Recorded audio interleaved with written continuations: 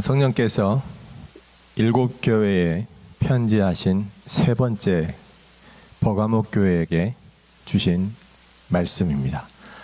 우리가 처음에는 모든 것이 좋아 보이고 완벽해 보이는 에베소 교회를 보았습니다.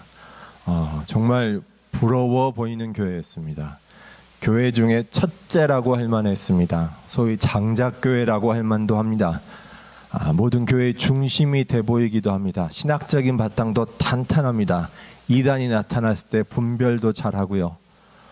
모든 것에 모범이 되는 교회처럼 보였습니다. 그런데 성령께서 말씀하시기를 네가 처음 사랑을 잊었다고 하십니다. 그리고 그 대가는 놀랍습니다.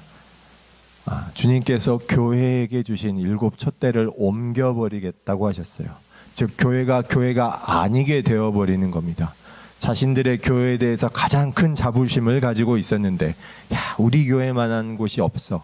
내가 이 교회에 속했다는 것에 가장 큰 자부심이 있었는데 사실은 그 교회가 아니게 되어버린다는 것이죠. 얼마나 충격적인 말씀입니까? 두 번째 서머나 교회를 보았습니다. 겉으로 보기에는 책망할 것이 없던 두 교회 중에 하나이니 참으로 부러워 보였습니다. 환난과 궁핍이 있는 교회였으나 실상은 부요한 자라고 하니 더 좋아 보였습니다. 그런데 가까이서 보니 어떻습니까? 사실은 눈물이 앞을 가리고 가슴이 먹먹해지는 실로 안타까운 교회였어요.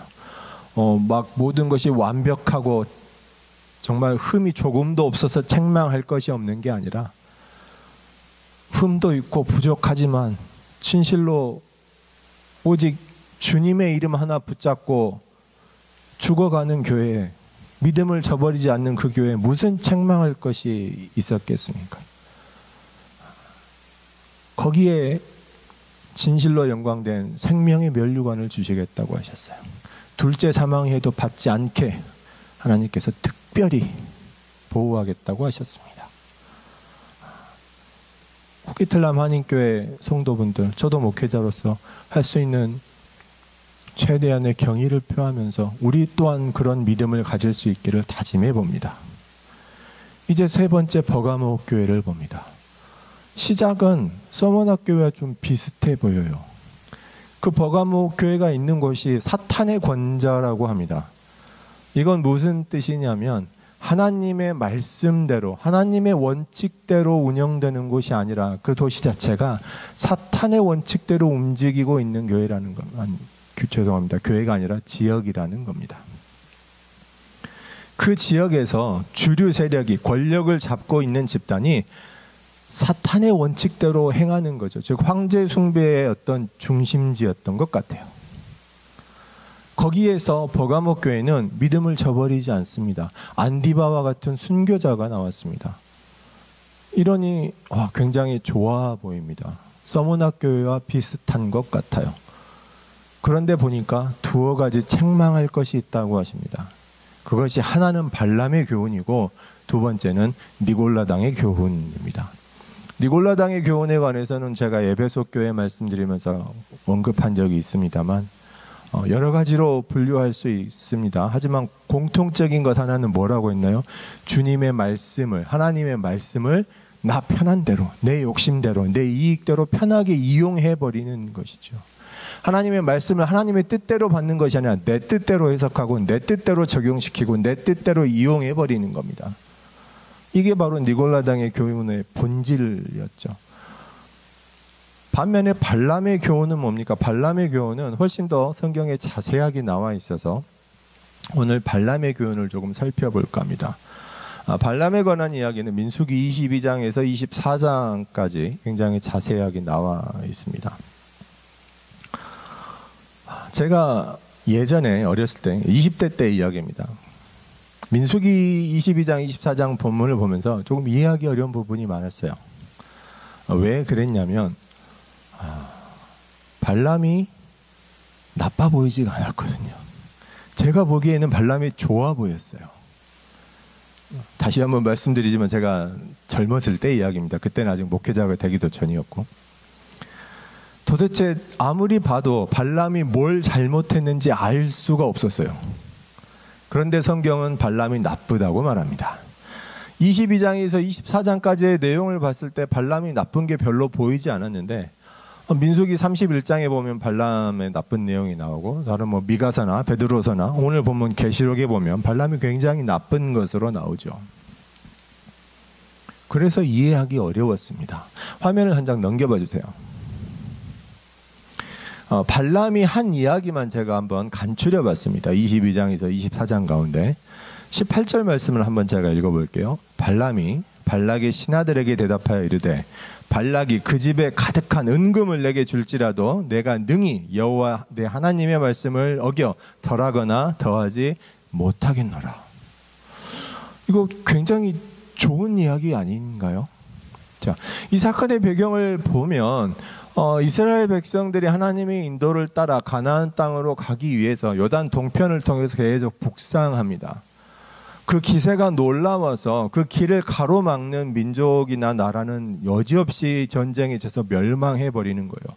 이제 모압 왕이 바라보고 있는데 그게 너무 두려운 것이죠. 전쟁을 해서 싸워서는 도저히 이길 자신이 없어요.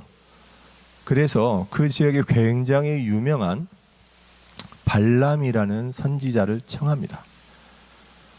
자기 관료들을 보내가지고 굉장히 귀한 재물을 많이 가지고 와서 이 이스라엘 백성들을 네가 저주를 좀 해라. 그러면 우리가 혹시 이기겠다. 그러니까 발람이 오케이 내가 갈게 라고 하지 않아요. 기다려봐 내가 하나님께 뜻을 물어보겠어 라고 하고 하나님께 뜻을 물어요. 그랬더니 하나님께서 아니야 너는 가지도 말고 저주하지도 말아라. 그들은 내게 복을 받은 자들이다 라고 하나님께서 말씀하세요. 그러니까 발람이 이렇게 말하는 거예요. 자 23장 12절 말씀 더 볼까요? 발람이 대답하여 이르되 여호와께서 내 입에 주신 말씀을 내가 어찌 말하지 아니할 수 있으리까. 자, 이 말씀은 뭐냐면 그렇게 거부했더니 이 발락은 모압 왕의 이름입니다. 모압 왕의 신하들이 돌아가서 왕이시여 발람이 안 온다네요. 그러니까 모압 왕이 더 높은 고위 관료들을 보내가지고 그 조건을 더 높여요. 너에게 너를 굉장히 존귀하게 만들어주고 네가 원하는 거 뭐든지 다 들어줄게. 그랬더니 발람이 그래 기다려봐 하면서 하나님께 또 물어봅니다. 그러니까 하나님이 그래 그럼 가는데 내가 하라고 하는 말 외에는 하지 마 라고 하시죠. 그리고 그 중간에 사건이 막 있어요. 나귀가 말을 하는 그런 사건도 있습니다. 그리고 발람이 가서 이스라엘을 보고 저주하는 게 아니라 하나님의 축복을 말하죠. 그러니까 모압 왕이 항의하는 거야. 이거 도대체 무슨 소리야. 내가 너를 어떻게 모셔왔는데 저주하랬더니 왜 축복을 해? 라고 하니까 23장 12절처럼 이렇게 이야기하는 거예요. 하나님께서 내 입에 주신 말씀을 내가 어찌 말하지 아니할 수 있으리까. 이렇게 대답하는 것이죠. 이거 굉장히 바람직한 선지자의 발언 아닙니까? 도대체 뭐가 잘못이죠? 한 장 더 넘겨봐 주세요 화면을. 자, 발람이 또 대답합니다. 내가 당신에게 말하여 이르기를 여호와께서 말씀하신 것은 내가 그대로 하지 않을 수 없다고 하지 아니하더이까. 그 다음에 24장 12절 13절에 보면 또 나오죠. 그 집에 가득한 은금을 내게 줄지라도 나는 여호와의 말씀을 어기고 선악간에 내 마음대로 행하지 못하고 여호와께서 말씀하신 대로 말하리라 하지 아니하였나이까. 3번이나 이렇게 이스라엘 오히려 축복하는 모습을 보여줍니다. 그래서 제가 보기에는 발람이 크게 잘못한 게 없어 보였어요. 도대체 발람이 뭘 얼마나 어떻게 잘못했다는 것인가 고민하게 되었죠. 여러분들이 보시기엔 어떠세요? 이렇게 발췌된 발람의 발언, 모압 왕을 향해서 하는 이야기입니다. 잘못 밉보이며 왕에게 잡혀 죽을 수도 있을 텐데 하나님의 말씀을 그대로 이스라엘을 저주하는 것이 아니라 축복하였고 하나님의 말씀을 자기 마음대로 바꾸지도 않았고 들은 그대로 선포했어요. 별 문제가 없어 보인단 말이죠. 여러분들이 보시기에는 이 발언이, 이 발람의 말들이 거짓 선지자의 말 같습니까? 아니면 참된 선지자의 말 같습니까? 도대체 발람이 뭘 그렇게 잘못했을까요? 많은 주석들은 그것이 민수기 25장의 사건과 연결된다고 나옵니다. 민수기 25장에 보면 이스라엘 회중이 시딤에 머물다가 거기에 머물러 있다가 이 바알을 우상 숭배하는 행동에 빠져버리고 우상을 제사한 그 제물을 먹고 이방 여인들과 행음하는 그런 사건이 벌어져서 굉장히 많은 자들이 죽임을 당하죠. 그리고 그것을 보고 비느하스가 분노해서 하나님의 질투로 죽이는 그런 사건이 일어납니다. 성경은 사실 그것이 발람 때문이라고 말하고 있는 거예요. 그런데 그 과정은 나오지 않습니다. 구체적으로 어떻게 발람이 계책을 꾸미고 어떻게 모함을 해서 혹은 어떤 교묘한 방법을 써서 이스라엘을 죄에 빠뜨렸는지는 나오지 않아요. 그런데 그것도 사실은 나오지 않는 이유가 있습니다. 어떤 사람들은 발람이 그냥 무조건 거짓 선지자라고 말하기도 합니다. 그 이유는 민수기에 보면 이 발람이 하나님께 제사하는 곳이 바알의 산당이에요. 그래서 바알의 산당에서 제사했으니까 그럼 거짓 선지자다라고 말하는데 물론 그게 바람직한 것은 아닙니다.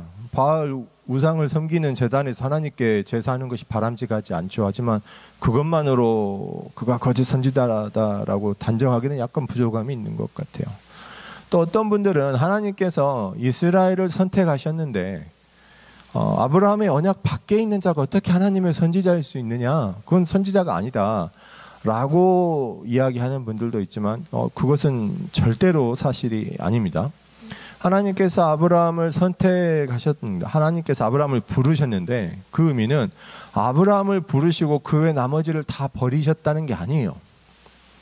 여전히 모든 사람은 하나님의 섭리 안에 있지만 특별히 아브라함을 부르신 거죠. 그 증거가 바로 멜기세덱이라는 하나님의 제사장의 존재였습니다. 하나님께서 이스라엘을 선택하셨다는 의미가 그 외 모든 민족을 다 버리셨다는 의미가 아니에요. 그 증거가 아직 그 당시 가나안 땅에 있는 사람들의 죄가 많음에도 불구하고 죄가 가득 차지 않아서 하나님께서 선택하신 이스라엘 백성이 이집트에서 수백 년 동안 힘들게 노예로 있어야만 했던 그 사실이 바로 그걸 증명하지 않습니까? 발람이, 제가 지금 발람이 참 선지자라고 변호하는 게 아니라 발람이 거짓 선지자인데, 발람이 거짓 선지자인 이유가 그런 게 아니라는 거예요. 우리는 거짓 선지자가 무엇인지 한번 정의를 내려봐야 할 것 같습니다. 평소에 사실 이 문제에 대해서 깊이 생각해 보지는 않죠. 여러분은 거짓 선지자가 뭐라고 생각하세요? 거짓 선지자 그러면 그냥 편하게 쉽게 떠올려 볼 수 있는 것들이 하나님을 모르고 하나님의 영을 받은 적도 없고 하나님의 선지자가 아닌데 그냥 가짜로 거짓 행세하는 사람, 이렇게 생각합니다. 물론 그 정의도 맞지요. 혹은 하나님의 선지자였어요. 하나님의 영을 받았습니다. 하나님의 말씀을 선포하고 하나님의 예언을 했었어요. 그런데 시간이 지나면서 타락해버린 거죠. 그래서 더 이상 하나님의 선지자가 아니게 돼버린 거예요. 그런데 여전히 하나님의 선지자인 척 행세하는 그런 사람 우리 주변에서도 볼 수 있겠죠. 그런 사람을 거짓 선지자라고 생각하는 경우도 있습니다. 혹은 하나님의 영이 아니라 거짓된 귀신의 영, 사탄의 영을 받아가지고 하나님의 선지자인 척 행세하는, 거짓된 능력을 행사하면서 그런 사람을 거짓 선지자라고 생각하기도 합니다. 이런 것들은 다 굉장히 좁은 의미에서 거짓 선지자를 의미합니다. 반면 오늘 말씀 성경에서는 굉장히 넓은 의미에서 거짓 선지자를 말합니다. 그 굉장히 좋은 예가 바로 발람 이야기예요. 그럼 발람이 도대체 왜 거짓 선지자인지를 살펴보기 원합니다. 화면을 넘겨봐 주세요.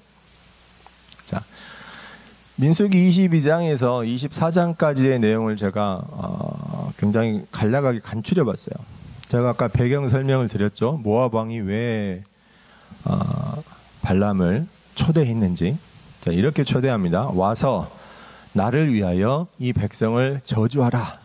그대가 복을 비는 자는 복을 받고 저주하는 자는 저주를 받을 줄을 내가 알미니라. 굉장한 함정이죠.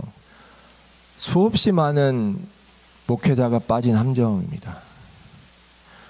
자, 이 말씀 어디서 많이 본 것 같죠? 예, 맞습니다. 아브라함이 받은 축복과도 비슷하죠. 근데 이건 조금 다릅니다. 굉장히 비슷한데, 이게 무슨 뜻이냐? 선지자가 복을 빌면 그 사람이 복을 받고, 선지자가 저주하면 그 사람이 저주를 받는다는 거예요. 어떻게 보면 굉장히 편하게 목회할 수 있는 권능이죠. 근데 실제로 복을 빌면, 선지자가, 목회자가 복을 빌면 그 사람이 복을 받아요. 누가 복을 준 겁니까? 하나님께서 주신 거예요. 저주했는데 저주를 받았어요. 누가 저주한 겁니까? 그 목회자가 저주했나요? 아니요. 하나님께서 내리신 거예요. 그런데 이 과정이 반복되면 이 선지자는 어떤 함정에 빠질 수 있어요? 마치 내가 한 것 같은, 마치 내가 복을 준 것 같은, 마치 내가 저주해서 사람들이 나를 두려워한 것 같은 착각에 빠지게 됩니다. 왜 그러냐고요? 사람들의 반응이 나를 그렇게 만들어버려요. 내가 복을 빌어서 복을 받았더니 어마어마한 사람들이 몰려들어서 내가 정말 뭐 대단한 사람이나 된 것처럼 막 받들어 주니까 나도 모르게 교만해지는 거예요. 내가 저주해서 누군가 저주를 받았더니 사람들이 벌벌 떨면서 두려워하면서, 하나님도 아닌데 그렇게 무서워하니까 그게 권력에 취해서 내가 정말 대단한 사람이나 된 것처럼 하나님의 영을 받은 선지자가, 하나님의 영을 받은 목회자가 빠질 수 있는 굉장히 위험한 함정입니다. 그 함정을 모압 왕이 발람에게 그대로 해요. 사실 발람이 복을 준 게 아니고 발람이 저주한 게 아니에요. 하나님께서 복을 주신 걸 그대로 입을 빌려 선포한 것뿐인데 발람은 이 말을 듣고 굉장히 기분이 좋았겠죠. 그래서 하나님께 기도합니다. 하나님, 모압 왕이 지금 사람을 보내가지고 나보고 이스라엘을 저주하라고 하네요. 어떻게 할까요? 했더니 하나님이 12절에 답을 주셨어요. 너는 그들과 함께 가지도 말고 그 백성을 저주하지도 말라. 그들은 복을 받은 자들이니라. 자, 발람이 그 말씀을 듣고 순종합니다. 그런데 모압 왕이 보낸 신하들한테 답을 하기를 살짝 바꿔서 하죠. 뭐라고 하냐면 13절에 여호와께서 내가 너희와 함께 가기를 허락하지 아니하시느니라요. 이거 분명히 하나님께 말씀 들은 대로 말한 건데 약간 뭔가 뉘앙스가 틀려졌어요. 하나님께서 허락하지 않으신다. 그리고 내가 가봤자 저주할 수 없어. 왜? 하나님께서 저주를 허락하지 않으셨거든. 이 말은 생략되어 있죠. 그리고 그 이스라엘 백성은 하나님께 복을 받은 자들이야 라는 말도 없습니다. 그냥 이 말씀을 어떻게 잘 보면, 야, 내가 가서 저주하기만 하면 막을 수는 있는데 근데 하나님이 나를 못 가게 하시네, 이런 식의 말로 들릴 수도 있을 것 같아요. 자, 화면을 한 장 더 넘겨봐 주세요. 그러니까 14절에 모압 귀족들이 모압 왕에게 돌아가서 보고합니다. 발람이 우리와 함께 오기를 거절하더이다. 하나님께서 막으신 말이 아니라 발람이 오기 싫어하던데요. 그리고 발람이 와봤자 저주할 수 없다던데요. 저들은 하나님께 복을 받은 자들이랍니다 라는 내용이 아니라 그냥 발람이 오기 싫어하더라는 보고를 하죠. 그러니까 모압 왕이 어떻게 합니까? 더 신분이 존귀하던 자들을 보내서 더 조건을 좋게 만드는 거예요. 내가 그대를, 자 17절에 나옵니다. 내가 그대를 높여 크게 존귀하게 하고 그대가 내게 말하는 것은 무엇이든지 시행하리니 청하건대 와서 나를 위하여 이 백성을 저주하라. 자, 발람이 다시 하나님께 물어봅니다. 이미 하나님께 답은 받았어요. 가지 말라고 했잖아요. 저주하지도 말라고 했어요. 그런데 또 물어봐요. 왜 물어보죠? 하나님의 뜻을 잘 몰라서 물어보나요? 자, 여호와께서 내게 무슨 말씀을 더하실는지 알아보리라. 이게 정말 하나님의 뜻이 그동안 바뀌었을까 봐 재확인하는 건가요? 아니요, 발람은 가고 싶은 거예요. 이미 발람의 마음속에는 가고 싶은 마음이 가득 차 있어요. 그래서 혹시나 또 물어보죠. 자, 그러니까 20절에 하나님의 허락, 제가 물음표를 써놨죠. 이게 허락입니까? 자, 일어나 함께 가라. 그러나 내가 내게 이르는 말만 준행할지니라. 이거 잘못 보면 하나님께서 허락한 것처럼 보여요. 사실 저도 예전에 젊었을 때 그렇게 생각했어요. 아니, 하나님께서 가라고 하셨잖아요. 좀 있다 보면 나귀를 타고 발람이 가는데 천사가 나와서, 하나님의 사자가 나와서 칼을 들고 죽이려고 하는 장면이 나옵니다. 화면 한 장 넘겨주세요. 예, 제가 생략을 했네요. 자, 22절 이후에 하나님의 진노하심이 나오고요. 발람이 나귀를 타고 가는데 나귀가 제대로 가지 않아요. 자꾸만 안 가려고 하고 길을 돌이키려고 하고, 막 발람이 때리니까 막 나귀가 막 담벼락에 가서 막 부딪히고, 하나님의 사자가 계속 칼을 들고 있으니까 그냥 바닥에 주저앉아 버리고까지 합니다. 그러니까 발람은 하나님의 사자를 보지 못하고 막 3번이나 때리죠. 성경에 굉장히 드문 일이 일어납니다. 제가 미처 확인은 하지 못했습니다만 아마 동물이 입을 열어서 말하는 게 아마 이것 말고는 제가 지금은 딱히 기억나지 않아요. 나귀의 입을 열어서 나귀가 발람에게 말을 합니다. 애니메이션이나 이쪽 서양 만화를 보면 유독 나귀가 말을 많이 합니다. 슈렉이라는 영화에도 보면 동키가 말이 참 많죠. 어쩌면 이런 영향을 받아서 그럴 수도 있다는 생각이 드는데, 나귀가 막 항변해. 왜 나를 때리냐고. 그러니까 막 발람이 분노해서 말하죠. 야, 너 지금 네가 내 말을 안 들었잖아. 내가 칼이 있었으면 나귀도 죽여버렸을 거야. 그러니까 나귀가 다시 또 항변합니다. 내가 평생 당신 주인을 태우고 다녔지만 내가 이렇게 말 안 들은 적이 있었어? 그러니까 발람이 아니, 그건 아닌데. 그때 이제 발람도 눈이 띄어서 하나님의 사자를 보게 되죠.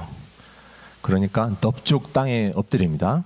자, 하나님의 사자가 말을 해요. 보라, 내 앞에서 네 길이 사악함으로 내가 너를 막으려고 나왔더니. 자, 분명히 하나님께서는 일어나 함께 가라라고 하셨는데, 하나님의 사자가 말하는 것은 내 앞에서 네 길이 사악하다는 거예요. 우리는 사실 현대인의 사고방식으로는 좀 이해하기 어려울 수도 있습니다. 아니, 무슨 소리예요? 그러면 하나님이 애초부터 허락을 안 해주셨어야죠. 아니, 가라고 허락할 때는 언제고 지금은 사악하다고 죽이려고 한다는 게 말이 됩니까? 현대인의 사고방식으로는 충분히 이렇게 생각할 수 있습니다. 그리고 그게 굉장히 무서운 점입니다. 우리가 하나님의 말씀을 대하는 태도가 그렇다는 거예요. 하나님 이런 거 허락해 줬으면 당연히 내가 해도 되는 거 아니에요? 그러니까 허락해 준 거죠. 아니라는 거예요. 자, 발람이 하나님의 사자 앞에 엎드려서 이렇게 고백합니다. 34절에서 내가 범죄하였나이다. 당신이 나를 막으려고 길에 서신 줄을 내가 알지 못하였나이다. 당신이 이를 기뻐하지 아니하시면 나는 돌아가겠나이다. 자, 범죄했다는데 몰랐다는 거예요. 뭘 몰라요? 자기가 범죄한 걸 모르는 게 아니죠. 하나님의 사자가 칼을 들고 나를 죽이려고 서 있는 걸 내가 몰랐다는 거예요. 그게 범죄라네요. 그게 범죄입니까? 하나님의 사자가 나를 죽이려고 온 이유가 범죄인데 발람의 변명은 그게 아니죠.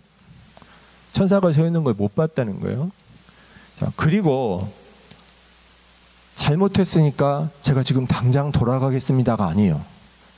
하나가 붙죠. 당신이 이를 기뻐하지 아니하시면, 아직도 미련이 남았나 봐요. 아직도 자기는 가고 싶은데 내가 가는 거 기뻐하지 아니하시면 나는 돌아갈게요 입니다. 화면을 한 장 더 넘겨봐 주세요. 그러니까 35절에 하나님의 허락 2라고 제가 물음표를 2개나 써놨는데, 하나님의 사자 천사가 말을 합니다. 그 사람들과 함께 가라. 내가 내게 이르는 말만 말할지니라. 이거 다시 또 허락인 것 같아요. 천사도 가래요. 칼 들고 죽이려고 왔었는데, 야, 나귀가 방향 틀지 않았으면 내가 너는 죽이고 나귀는 살렸을 거야 라고 말했던 그 천사가, 아니, 죽이려고 올 때는 언제고 또 가라네요. 이유가 뭡니까? 발람은 여전히 가고 싶었거든요. 당신이 기뻐하지 아니하시면 나 돌아갈게요. 아니, 그래, 그럼 가. 가는데 이르는 말만 할지니라. 자, 한 장 더 넘겨봐 주세요. 아니, 다시 앞 화면으로. 네.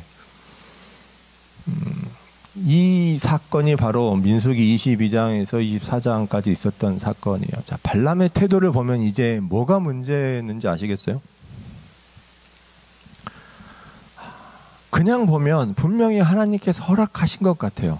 발람은 분명히 하나님의 뜻을 물어보고 가라고 하시니까 간 것 같아요. 그런데 그 길이 하나님 앞에서 사악한 길이었어요. 제가 여러분도 하나님을 만나보신, 예수 그리스도를 영접하신 경험이 있으실 텐데 그때를 한번 돌이켜보세요. 어떤 다른 생각이 나던가요? 하나님의 음성을 들을 때는요, 정말 다른 생각이 나지 않아요. 그냥 그 말씀에 순종해야겠다, 그냥 그걸로 가득 차서 아무런 생각이 나지 않아요. 근데 지금 발람의 태도를 보면 자꾸만 뭔가 딜을 하려고 해요. 하나님께 거래를 신청하는 것 같아요. 여러분, 하나님은 우리의 비즈니스 상대가 아닙니다. 말씀하시면 그거는 바뀔 수가 없는 거예요. 그냥 우리는 거기에 순종해야 하는데, 발람을 보면 정말 현대인스러운 것 같아요. 그게 인간의 본성인지는 모르겠지만 막 어떻게든 뭔가 여지를 찾으려고 해요. 내 안에 하고 싶은 게 있어서 그걸 위해서 하나님의 말씀을 어떻게든 좀 이용해 보려고 하는 것 같아요. 자기는 가고 싶은데 하나님은 가지 말라고 하셔서 물어보고 또 물어보고 또 물어봐요. 야, 드디어 가라고 하시네?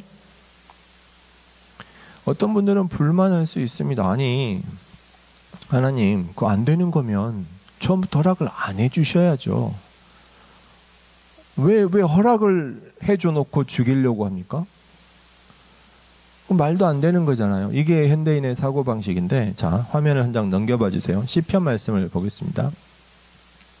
시편 81편에 보면, 내 백성이 내 소리를 듣지 아니하며 이스라엘이 나를 원하지 아니하였도다. 그러므로 내가 그의 마음을 완악한 대로 버려두어 그의 임의대로 행하게 하였도다. 하나님의 말씀은 이미 우리에게 있어요. 발람은 이미 하나님의 말씀을 들었습니다. 근데 하나님은 말씀하시는데 우리가 안 듣는 거예요. 다시 한번 말씀드리지만 하나님의 말씀은 거래할 수 있는 게 아닌데 우리가 안 듣는 거예요. 그러니까 하나님은 내버려 두시는 거죠. 디모데전서 6장 말씀에 이렇게 나와 있네요. 누구든지 우리 주 예수 그리스도의 말씀과 경건에 관한 교훈을 따르지 아니하면 어떻게 된다고요? 마음이 부패하여지고 진리를 잃어버려 경건을 이익의 방도로 생각하게 된다는 거예요. 예수 그리스도의 말씀을 따르지 않을 때 우리의 마음은 자연적으로 부패해서 진리를 잃어버리게 된다는 거죠. 그리고 하나님이 주신 경건을 내 이익을 위한 방법으로 사용해 버린다는 거예요. 로마서 1장 말씀에도 이와 비슷한 게 나옵니다. 그 마음을 그냥 더러운 대로 버려두시겠다는 거죠. 우리가 주기도문으로 항상 기도하는 게 있죠. 우리를 시험에 들게 하지 마옵시고 다만 악에서 구하옵소서. 이것은 우리가 하나님께 간절히 구하는 것입니다. 우리의 기도예요. 당연한 게 아니에요. 하나님께서 우리를 죄의 길로부터 지키시는 것은 우리가 마땅히 누려야 할 권리가 아닙니다. 하나님 제발 그렇게 해주세요라고 간절히 구하는 간청이죠. 그런데 현대인들의 모습을 보면 가끔 너무나 당연한 권리로 생각하는 분들이 있어요. 자기가 죄에 빠져놓고 자기가 죄의 시험에 빠져놓고 하나님이 무슨 우리를 잘 지켜주셨어야죠. 아니 성령께서 우리를 도우신다면서요. 왜 우리를 죄에 빠지게 하셨습니까? 아니 성령께서 우리를 도우시는 것은 주님께서 우리를 불쌍히 여기셔서 긍휼히 여기셔서 주신 사랑인데 그걸 당연한 성도의 권리로 생각하시면 안 돼요. 여기에 굉장히 큰 차이가 있습니다. 사랑하는 성도 여러분, 우리가 하나님께 불평하고 불만하는 것들은 절대로 정당한 것들이 아닙니다. 단지 우리는 하나님께 기도함으로 인해서 구할 수 있을 뿐이에요. 주여 우리를 불쌍히 여기소서, 우리를 구원하옵소서. 사랑하는 성도 여러분, 우리는 하나님께로부터 자유의지를 받았습니다. 그래서 우리가 찬양하는 것을 하나님께서 그렇게 기뻐하시고 우리가 드리는 예배를 그렇게 귀하게 여기시는 거예요. 우리가 그냥 당연하게 예배하는 게 아니라, 당연하게 찬양하는 게 아니라, 우리가 하나님께로부터 받은 자유의지를 가지고 하나님을 예배하고 찬양할 때 그렇게 하나님이 기뻐하십니다. 만약 우리가 바라는 대로 우리의 범죄를 하나님께서 강제로 막으시고 권능으로 막으신다면 하는 그런 얄팍한 기대는 사실은 죄에 대한 책임을 회피하는 거예요. 사실 죄에 대한 책임은 온전히 우리에게 있는 겁니다. 발람의 교훈, 발람이 먼저 걸어갔던 그 길은 우리에게 이 사실을 정확하게 보여줍니다. 이 거짓 선지자에 관한 게 왜 그렇게 중요하냐고요. 지금 이 계시록이 교회에 보낸 편지이기 때문입니다.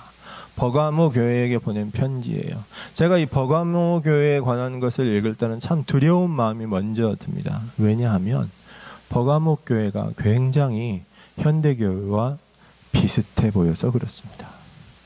무엇보다도 한국 교회와 비슷한 모습이 많이 보여서 그렇습니다. 이 거짓 선지자는 선지자만을 말하는 것이 아니라 거짓 목회자를 말하는 것이고 거짓 교회를 말하는 것이고 가짜 그리스도인, 가짜 성도를 말하는 것으로 연결이 됩니다. 가끔 목회자에게 하나님에 대해서, 교회에 대해서, 성경에 대해서 물어보시는 분들이 있어요.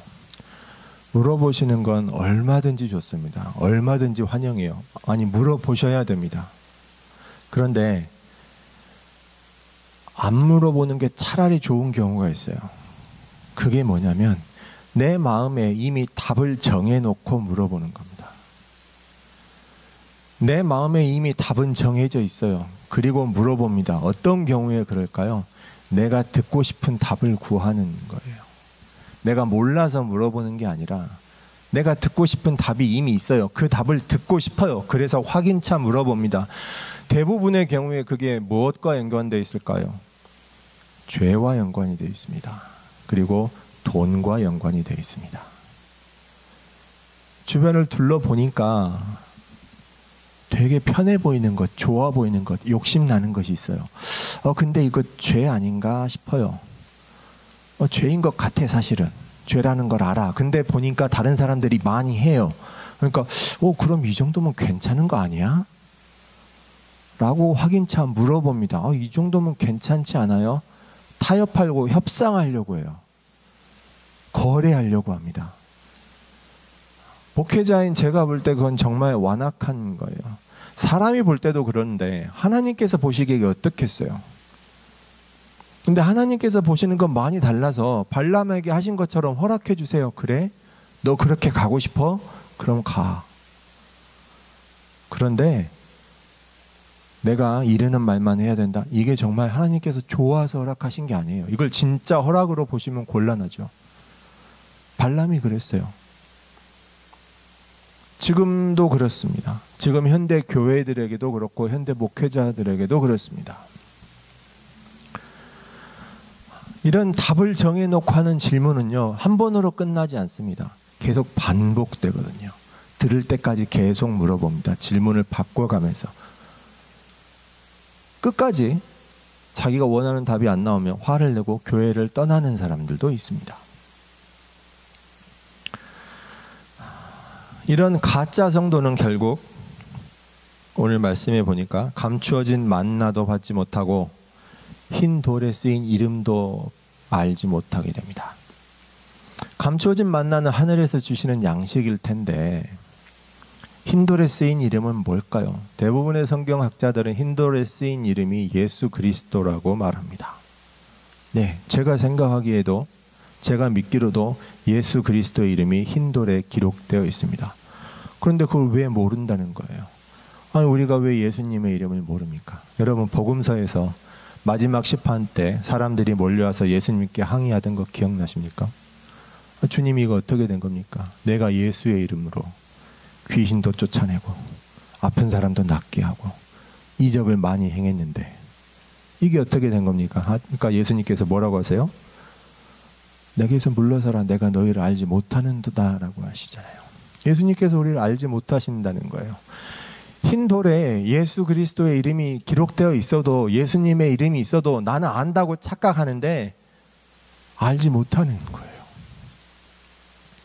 알다고 착각하지만 알지 못하니 마지막 때 예수님의 이름을 부를 수도 없는 것이죠. 설령 부른다고 해도 예수님이 응답하지 않으시겠죠. 나는 너를 모른다고.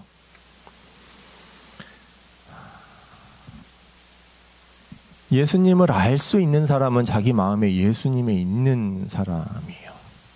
예수님의 사랑이 있고 예수님의 은혜가 있고 예수 그리스도의 복음이 있는 사람은 흰 돌에 기록된 예수의 이름을 알겠죠. 그런데 그 마음속에 그보다 우선해서, 그리스도의 복음과 사랑보다 우선해서 내가 원하는 것, 내가 원하는 욕심, 내가 갖고 싶은 것이 먼저 있는 사람은 그것이 무엇이 됐든 흰 돌에 기록된 예수님의 이름을 알 수 없다는 거예요. 이런 가짜 성도가 예수님을 알 수 있는 유일한 길은 뭘까요? 오늘 본문에 보니까 회개하라라고 되어 있습니다. 네, 회개하지 않고서는 알 수 있는 방법이 없어요. 오직 유일한 길입니다. 회개하지 않으면 그 다음 말이 더 무섭습니다. 주님께서 입에서 나오는 검으로 싸우겠다고 하셨어요. 히브리서 4장 말씀이 생각나죠. 하나님의 말씀은 살았고 운동력이 있어 좌우의 날선 어떤 검보다 예리하여 혼과 영과 및 관절과 고수를 찔러 쪼개기까지 하며라고 하신 그 말씀의 검으로 싸우시겠다는 거예요. 많은 분들이 착각합니다. 주님께서 말씀의 검으로 교회의 적과 싸워주시겠지, 나를 대신해서 내 적과 싸워주시겠지. 아니, 오늘 본문에 보니까 그게 아니고 가짜 교회, 가짜 성도를 향해서 싸우시겠다는 거예요. 여러분, 감히 주님과 싸우고 싶은 생각이 드세요? 발람을 향해서 여호와의 사자가 칼을 들고 기다렸던 것처럼 이번에는 주님께서 직접 말씀의 검으로 우리를 향해서 싸우겠다고 선포하셨어요. 그래서 저는 버가모 교회를 생각하면 두려운 마음이 듭니다. 사랑하는 성도 여러분, 내 안에 혹시 가짜 성도의 모습이 있는지, 혹시 가짜 교회의 모습이 우리 교회에 있지는 않은지 항상 경계하고 두려워하시기 바랍니다.